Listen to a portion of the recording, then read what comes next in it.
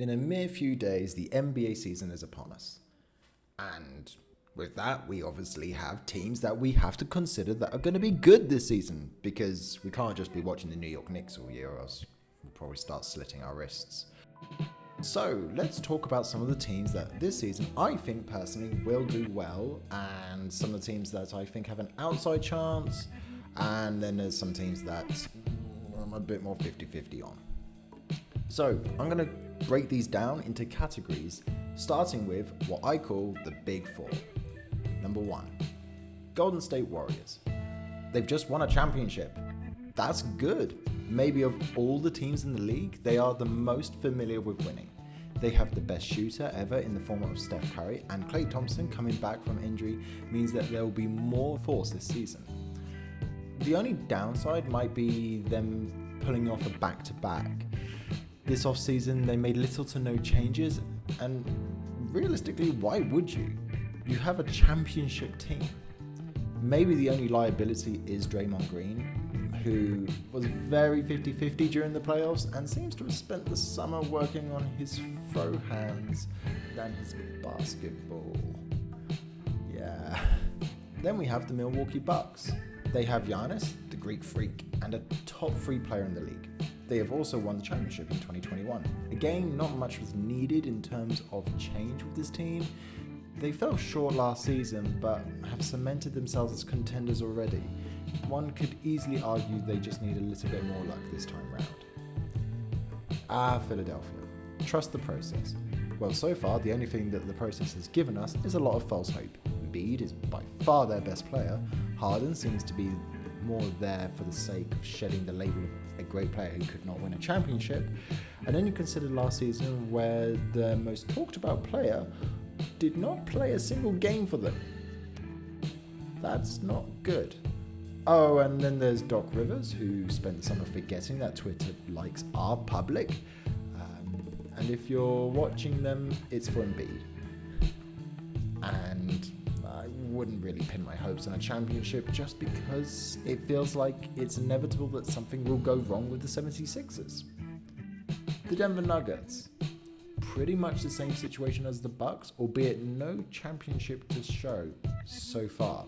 They have Jokic, who, like Giannis, is a top 3 player in the league. Crashing out in the first round is tough, although to the eventual winners maybe sort of took away that sort of sting a bit because you lost to the eventual winners. If they want to contend, they need more than Jokic going on. That's the truth. Now I'm going to step away from this Big Four and I'm going to talk about big-ish teams. Teams that I think maybe do have a lot going for them, but there's something maybe holding them back, or maybe where I don't feel that they are at that level as the other 4 are. First up, LA Clippers. Any team with Leonard will be a solid shout for the playoffs. And they still have Paul George, who showed he can be the go-to guy if Kawhi is, and let's be honest, inevitably out with an injury. Perhaps a better off-season in the trade mill would have been nice. Getting John Wall would be amazing, but considering for the last 4 years he has been paid $170 million and by strange coincidence become allergic to an NBA hardcore, there is a big question mark over how effective he will be. The Boston Celtics decided to settle the issue of who the main man is between Tatum and Brown by bringing in Malcolm Brogdon.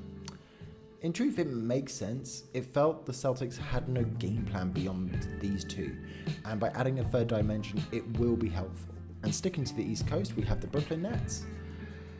Oh boy, another summer of the trade mill spinning around Durant, only for him to decide he's staying, or never intended to leave, depending on who you ask. The Nets really are a beautiful mess. Kyrie will be allowed to play, but the issues from last season, along with acquiring Simmons, serve more of a distraction than anything else. Playoffs are an expectation, and crashing out of the first round is not an option this time.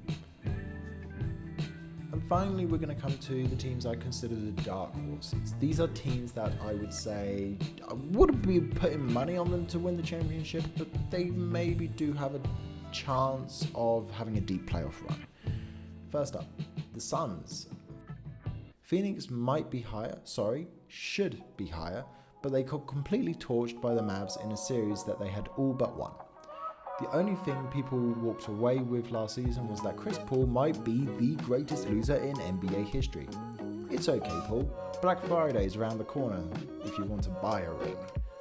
Atlanta Hawks acquired Murray for multiple first-round picks, which might seem risky for a guy who has yet to play above 70 games in a season, but his numbers last year are solid. Don't expect the world from them. But I think a healthy playoff run is an expectation as we see growth of Trae Young.